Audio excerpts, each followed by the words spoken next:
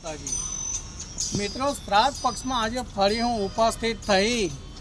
અને પૂર્વજો એમના કંઈક શબ્દ પૂર્વજો વિશે મારી કંઈક જાણકારી એ હું આપણી સમક્ષ ઉપસ્થિત કરું છું। મિત્રો, પૂર્વજો પિતૃઓ એટલે આપણા કુળમાં આપણા વંશમાં રહી અને આપની સાથે રહી અને આપને જેને લાડ પ્યાર અને જેને આપણોને અનેક એવા કંઈક સંબંધો બંધાવી અને જે આપણી સાથે બંધનોમાં બંધાયા હોય છે એ પિતૃ હોય છે। અને એ પિતૃ એ જ્યારે કોઈક આત્માના રૂપ સ્વરૂપ હોય, જેમ કે આપણે કહીએ કે આપના પિતાશ્રી છે, આપના માતાશ્રી છે, આપના દાદાશ્રી છે, આપના નાનાશ્રી છે, જે બી છે એ આત્માએ એ નામરૂપી એક વસ્ત્ર ધારણ કરી અને આપની સમક્ષ ઉપસ્થિત રહ્યા હોય છે। મિત્રો, એ આત્મા જ્યારે નામરૂપી વસ્ત્ર આ ધરતી ઉપર આપની સમક્ષ આપની સાથે આપણોને અર્પણ કરી દે છે અને એ નામના કેવલ ને કેવલ આ ધરતી ઉપર આપની સાથે રહે છે। પણ મિત્રો, જ્યારે નામના અને વસ્ત્ર સુશોભિત થઈ અને જે આત્માએ આપની સાથે આ ધરતી ઉપર કોઈક ક્ષણ કોઈક વર્ષો સુધીને આપણા સંબંધો જેને બાંધ્યા છે અને એ સંબંધો એટલા અતૂટ અને એટલા પ્રેમાળ થઈ ગયા હોય છે કે કદાચ જો આપણને કોઈ વસ્ત્ર પ્રિય હોય અને એ વસ્ત્ર જો કદાચ આપણે 2-5 વર્ષ પછી પણ આપના હાથમાં આવે તો એમ કહેવાય કે આ વસ્ત્ર તો મને બહુ સુશોભિત લાગતું હતું અને વસ્ત્ર પહેરું તો મને આ દુનિયામાં આ ધરતીમાં કંઈક અલગ લાગતું હતું। એટલે આપણને પ્રિય એ વસ્ત્ર પણ આપણે જ્યારે છોડીએ છીએ ને ત્યારે પણ આપણને દુઃખ અને તકલીફ થાય છે। મિત્રો, એ આત્માએ આપની સમક્ષ એક નામના રૂપી વસ્ત્ર ધારણ કર્યું હતું અને નામના રૂપી આત્માએ આ ધરતી ઉપર એક વસ્ત્ર રૂપી માણસ વ્યક્તિ બની અને આપની સાથે અનેક સુખ દુઃખમાં ભાગીદાર બની અને આપણને ઘણા પ્રેમથી રહ્યા હશે અને કદાચ આપને જો ભાંગી પડતા હોય ને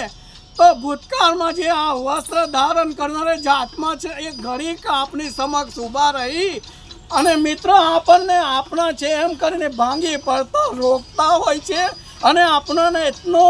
મનથી પોતાના ગણીએ અને આત્માએ આપણને સંઘાડ્યા હોય છે ને આપણને આશ્વાસન આપ્યા હોય છે।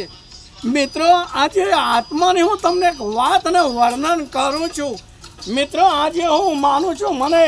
પરમ કૃપાળુ પરમાત્મા અને મારા કુળદેવીના આશીર્વાદ અને પ્રેરણાથી એક અતિ ઉત્તમ કર્મ મળ્યો છે। એ કર્મ હું આપની સમક્ષ રજૂ કરું છું।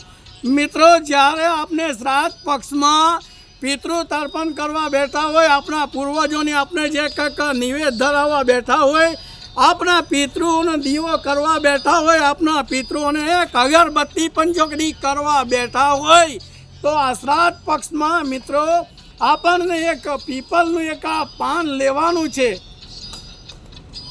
મિત્રો, આ પાન આપણે લઈશું અને જે કંઈક આપણે નિવેદ જે કંઈક આપણે પૂજા અર્થે આપણા પિતૃઓના નામના કરી અને આપણે બેઠા છે, આપણે ઉપસ્થિત થયા છે તો મિત્રો એક આપણને કર્મ એક ઉચ્ચ કર્મ કરવાનો છે। મિત્રો, દૂધ છે, ખીર પૂરી છે, દાળ ભાત છે, એ નિવેદ આપણે ધરાવીશું પણ નિવેદ તો મારા મિત્રો કેવલ અને કેવલ જે આપણી સમક્ષ ઉપસ્થિત રહ્યા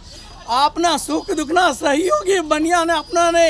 ભાંગી પડતા જેને આશ્વાસન આપ્યું એ વસ્ત્રના કર્મ કરીએ છીએ। પણ એ વસ્ત્ર ધારણ કરનારે જે આત્માને આપને જે ફરજ આપના જે ઋણ છે એના ઋણમાંથી મુક્ત થવા માટે એક પીપળનું આ પર્ણ લેવાનું। એ પીપળના પર્ણને આપણે આજે વસ્ત્ર છોડી અને ભીતરમાં આપણે મિત્રો દ્રષ્ટિમાન કરશો તો આપણને પીપળના વૃક્ષમાં નજર આવશે કે એક મુખ્ય નસ આપણને જે દેખાતી હશે, જે એક મુખ્ય પાનની મૂળ દેખાતું હશે એને આપણે આત્મા કહીએ છીએ મિત્રો। અને એ આત્માના જે આપણે સંબંધો બંધાયા હતા એ અનેક આ સંબંધો છે।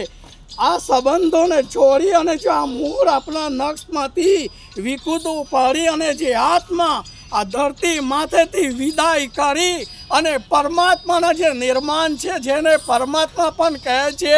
કે આત્માનો કોઈ આકાર નથી હોતો. એ ભૂતકાળમાં વાત કરી હતી કે આત્માનો કોઈ આકાર નથી હોતો, આત્મા તો નિરંકારી હોય છે. તો મિત્રો, એ નિરંકારી આત્મા જવાથી આપણે દુઃખ અને કષ્ટ શા માટે ભોગવીએ? પણ એ દુઃખ અને કષ્ટ એના માટે ભોગવવા પડે છે કે આત્માએ આપના સ્નેહી બની અને એક વસ્ત્ર ધારણ કર્યું હતું. આપણે વસ્ત્રને અહીં ધરતી ઉપર મૂકી અને આત્મા સ્વયં આ ધરતી માથેથી વિદાય લે છે. તો આપણે પૂર્વજોને રાજી કરી, પૂર્વજોને તૃપ્ત કરીએ છીએ, પણ એ આત્માને પણ આજે આપણી સાથે રહી અને સુખ દુઃખમાં આપણી સહકાર કર્યા હતા. એટલે આત્માના મુક્તિ માટે પણ મને જે કરમ મળ્યો છે, કરમ હું આપણી સમક્ષ રજૂ કરું છું. મિત્રો, ભૂતકાળમાં પાછળ છે મેં પીપળનું પર્ણ બતાવ્યું. એ પીપળના પાનની રગ ઉપર આપણે એક પંચદ્રવ્યનું એક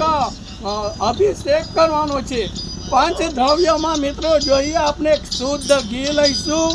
ગાયનું ઘી લઈશું, ગંગાજળ લઈશું, અત્તર લઈશું, અને એક જોઈએ તો મિત્રો કોઈ પણ જે વૃક્ષ આપણે કહેતા હોય, ધારો કે કોઈ પણ વૃક્ષના પાન લઈ અને વૃક્ષના પાનમાંથી જે પણ કંઈ દ્રવ્ય આપણા હાથમાં આવે, જેને ભલે એક આચમણી હશે તો પણ ચાલશે.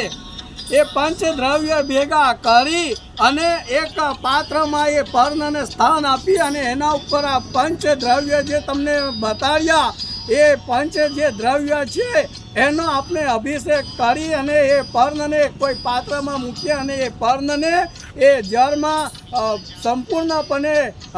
અંદર પાણીમાં આવી જાય એ રીતના રાખવું. ત્યાર પછી આપના કર્મો, આપના જે અનુસાર જે કંઈક નિવેદો ધરાવ્યા છે એ નિવેદો આપને ધરી અને ત્યાર પછી આપના જે પિતૃઓ, આપના જે વંશજ, આપના જે સગા બની અને આપની સમક્ષ રહ્યા હતા, કદાચ આપને સમક્ષ રહી અને આપને આપણા પાછળ પૂર્વજોના રૂપ ધારણ કરીને પણ એ ઉપસ્થિત રહ્યા હોય, જેના આપને ધરતી ઉપર એમને આપનાથી, આપની દ્રષ્ટિથી દર્શન ન થયા હોય, પણ આપણા જે વંશજ હતા એટલે એમના આત્માને મુક્તિ માટે મિત્રો આ એક કરમ આપને શ્રાદ્ધ પક્ષમાં આવતા જે પણ કંઈક 4, 3, 5 દી બાકી છે, કાં તો આવતા વર્ષે શ્રાદ્ધમાં સંપૂર્ણપણે શ્રાદ્ધ પક્ષમાં આ કરમ જો ઉચ્ચ કોટીનો કરશો તો મિત્રો આપના જે પૂર્વજો છે સંતુષ્ટ થશે અને એમના જે સંતુષ્ટપણાથી એ જે આપણા પૂર્વજોના વસ્ત્રરૂપી સુશોભિત કરી અને જે આત્માએ એ વસ્ત્ર એ આત્માને આ ધરતી પર છોડી અને જે આત્મા પરલોકમાં ચીધાયા હતા, એ આત્માના પણ એક કરમરૂપી આપણે આ જે કહીએ નિરંકારી આત્મા છે એના આશીર્વાદ મેળવવા માટે પણ આપણે આ એક ઉચ્ચ કોટીનો કરમ કરવાનો છે. મિત્રો, આ કરમ મને કોઈક શાસ્ત્ર, કોઈક શાસ્ત્રો, કોઈ પુસ્તકોમાંથી જાણવા મળ્યો નથી. મને પરમાત્મા અને આત્મશક્તિ અને મારા કુળદેવીના આશીર્વાદથી, મારા મનોમનથી જે જાગૃત થાય છે એ હું આપની સમક્ષ રજૂ કરું છું. કદાચ આ કરમ જો આપણે શ્રદ્ધા ભાવથી કરશો, વિશ્વાસથી કરશો